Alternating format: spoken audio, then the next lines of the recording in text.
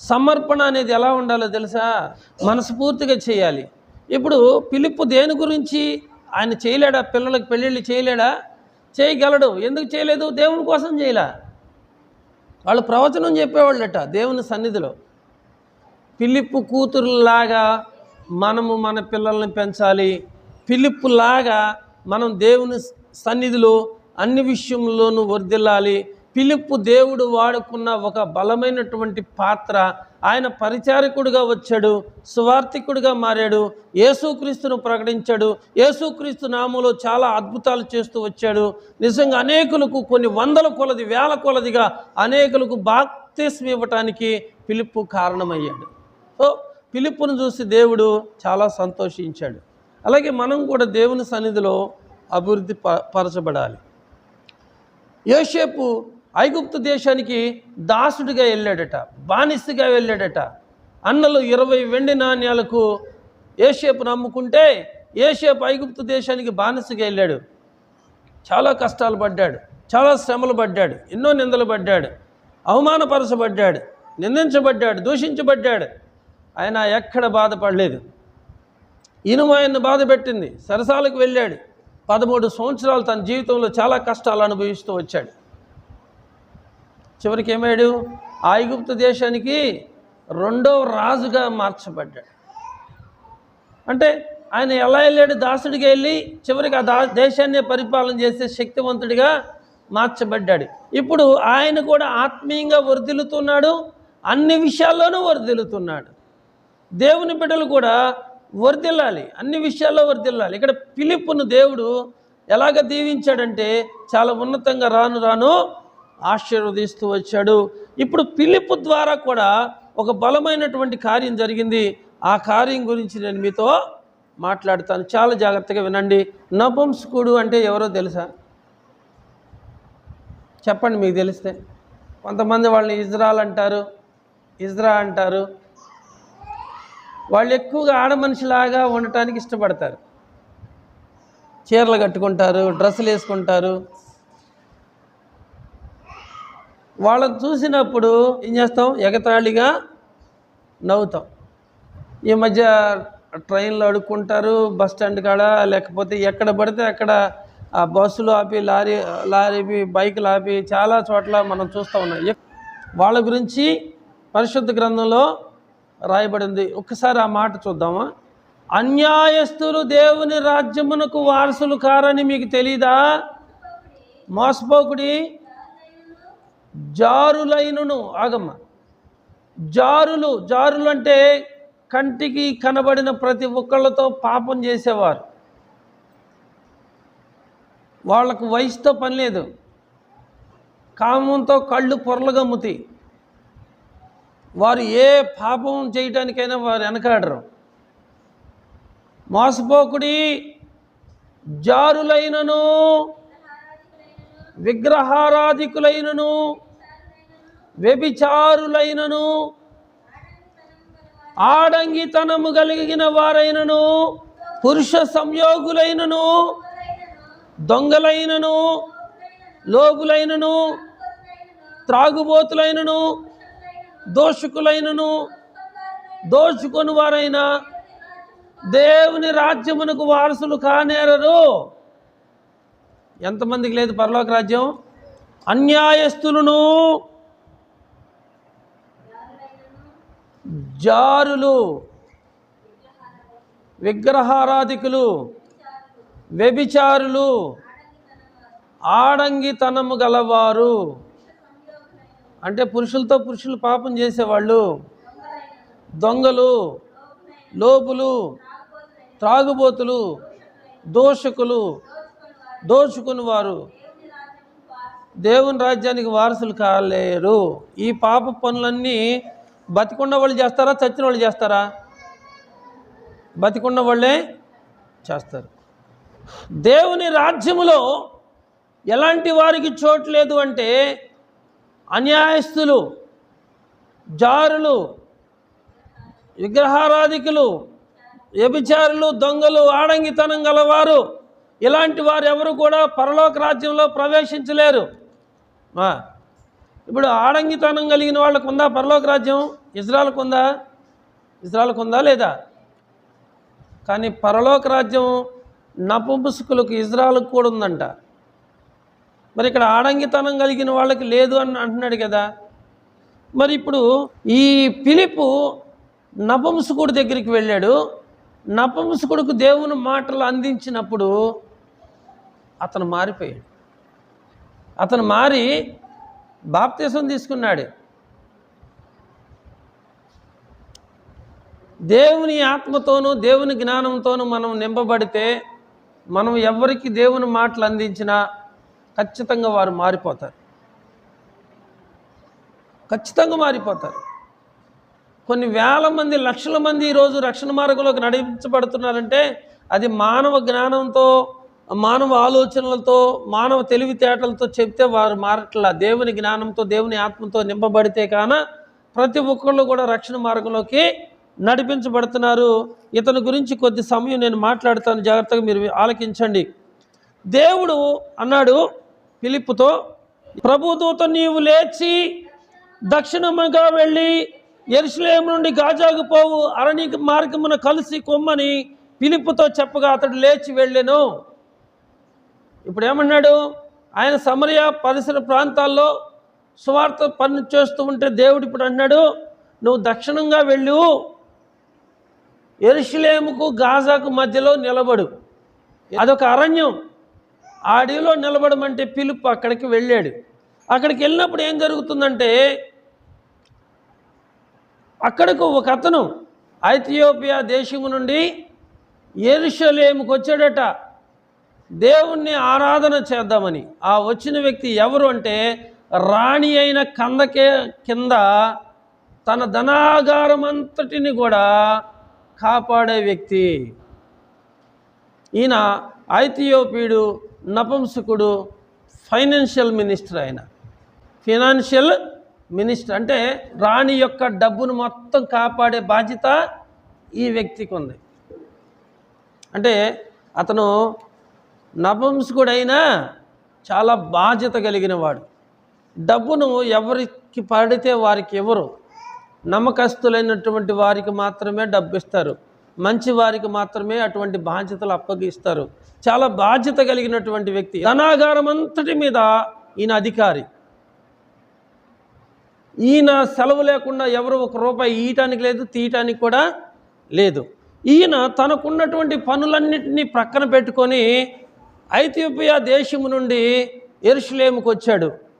Ethiopia దేశము నుండి యెరూషలేముకు రావటానికి దాదాపు 4054 కిలోమీటర్లు 2 నెలలు ప్రయాణం చేస్తే కానీ ఆయన రాలేడు యెరూషలేముకి.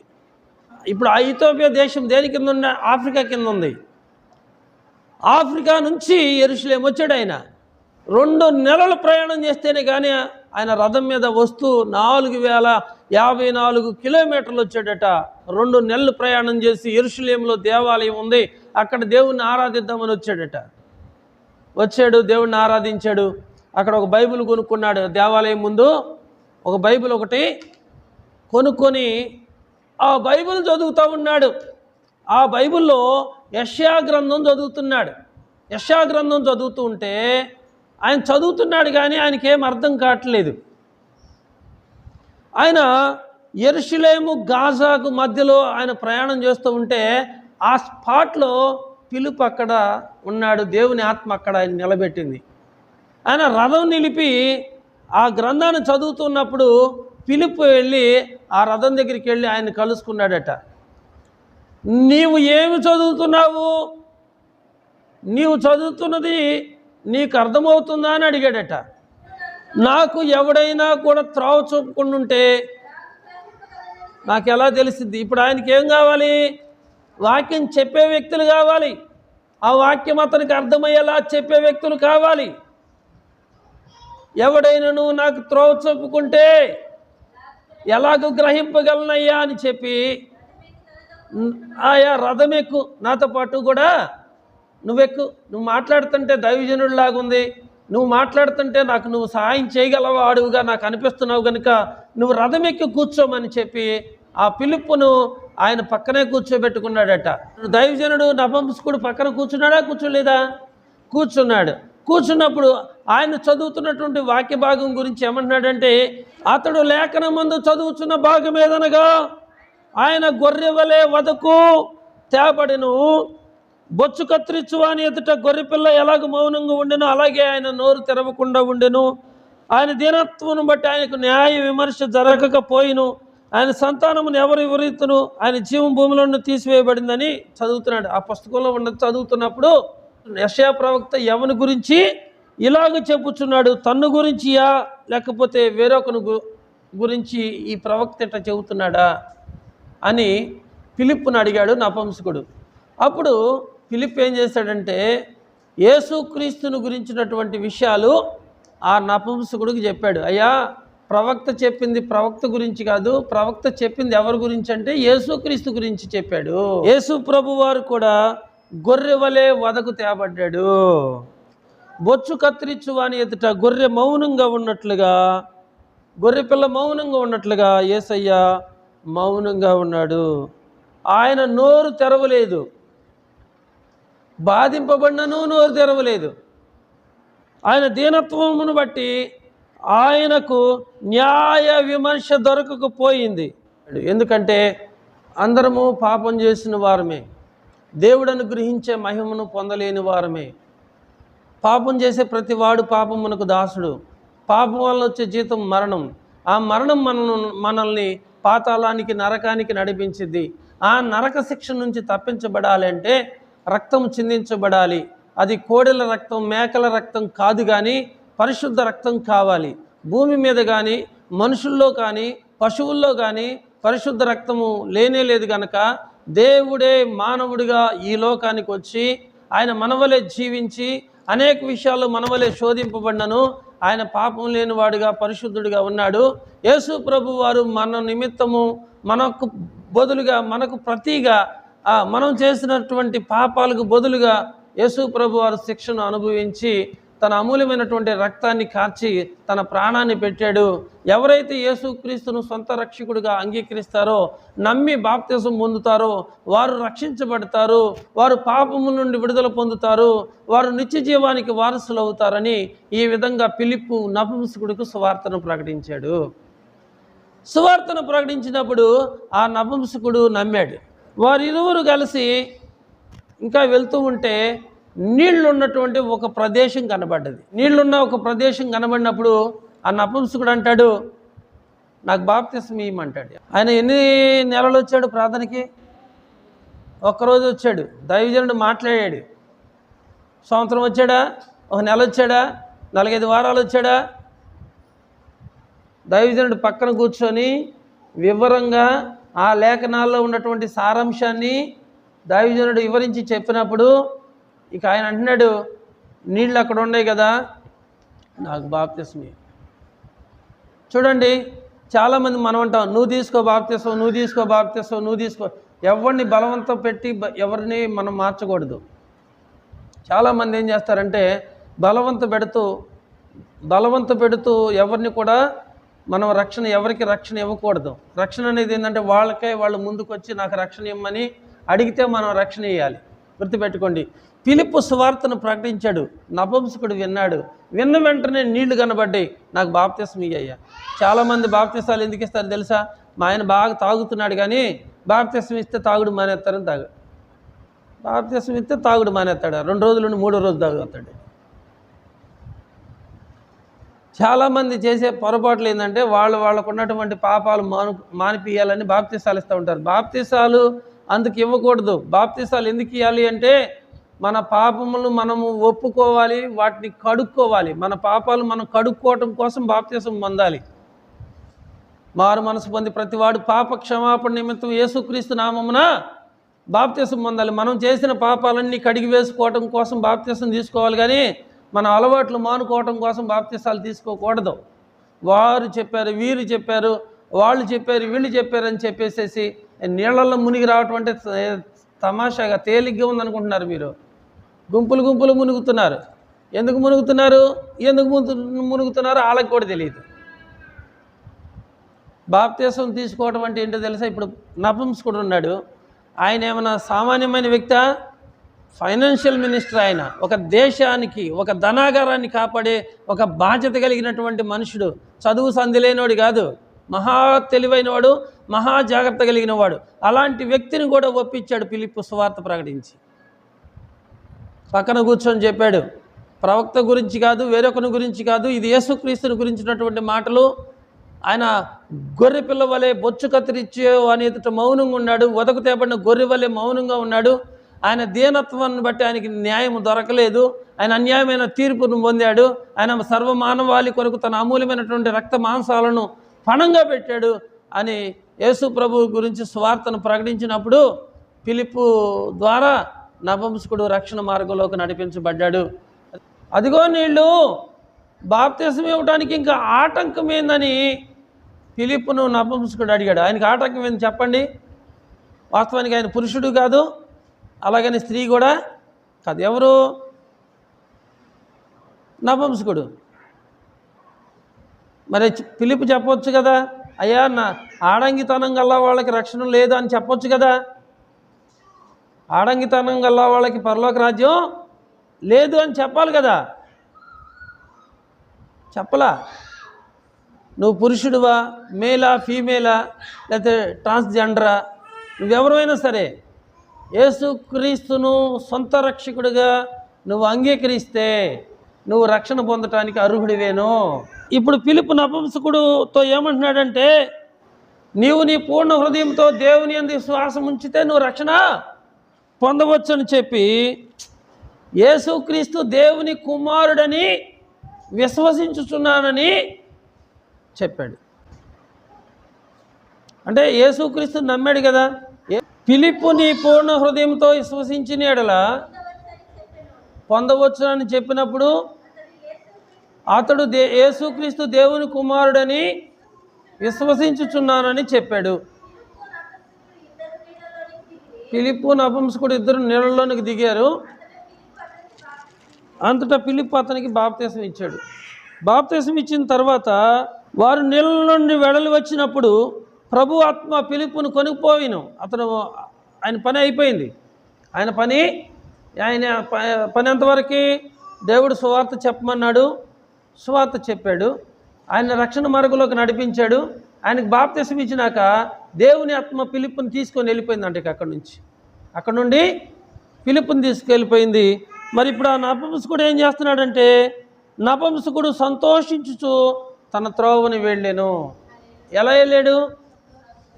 నపుంసకుడు సంతోషిస్తూ తన త్రోవని వెళ్ళాడు. అప్పుడు దాకా ఆయనకి డబ్బు ఉంది, ఉద్యోగం ఉంది, అధికారం ఉంది, రథం ఉంది, గుర్రాలు ఉంది, ఈ లోకంలో ఆయన కోరిందల్లా ఉంది అనేవండి.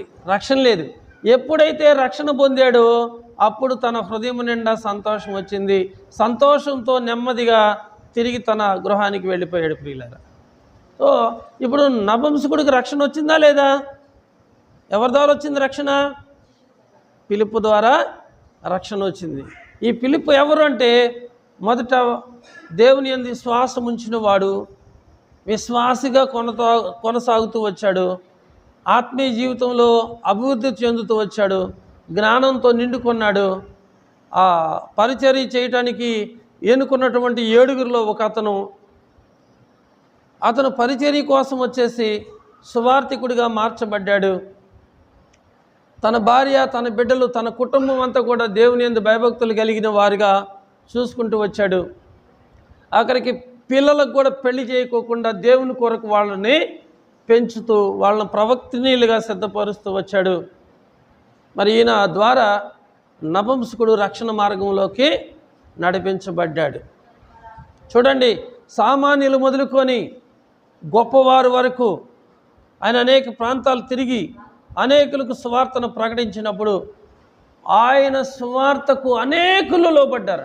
ఆయన మాటలు, ఆయన వాక్చాతుర్యం, ఆయన ఆత్మ తీవ్రత, ఆయన తృష్ణ అనేకులు విన్నప్పుడు రక్షణ మారు మనసు పొందారట. చూడండి, ఆ సమరయ పట్టణంలో కూడా గారడీ సీమోన్ అనే ఒకడు ఉన్నాడు. గారడీ సీమోన్ గారడీలు చేసి జనాన్ని మోసగిస్తూ ఉంటాడు. అలాంటి వాడు కూడా ఫిలిప్పు మాటలు విని బాప్తిసం పొందాడట. నపుంసకుడు కూడా పిలుపు మాటలు విని బాప్తిసం పొందుతూ వచ్చాడట. సమరయులందరూ కూడా పిలుపు మాటలు విని అనేక మంది రక్షణ మార్గంలోకి నడిపించబడ్డారట. ఫిలిప్పు ఎప్పుడు కూడా అపవిత్రతకు చోటు ఇవ్వలేదు, అన్యాయానికి చోటు ఇవ్వలేదు. దేవుని యొక్క ఆత్మకు, దేవుని జ్ఞానానికి చోటిచ్చాడు. ఆయన ఎక్కడికెళ్ళి ప్రార్థన చేసినా అక్కడ రోగాలు తగ్గినాయి, దయ్యాలు పోయినాయి, అద్భుతాలు జరిగినాయి.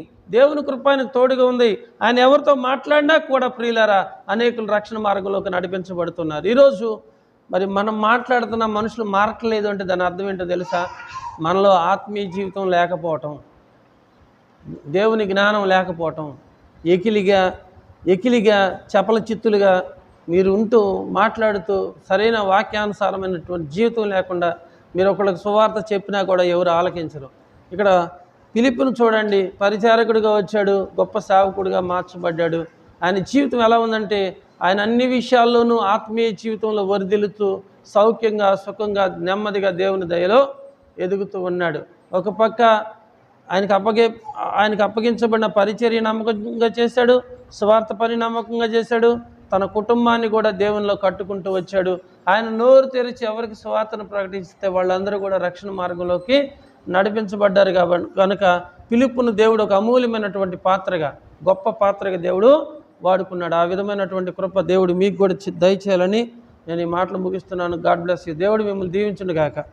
ఆమేన్. ఆమేన్.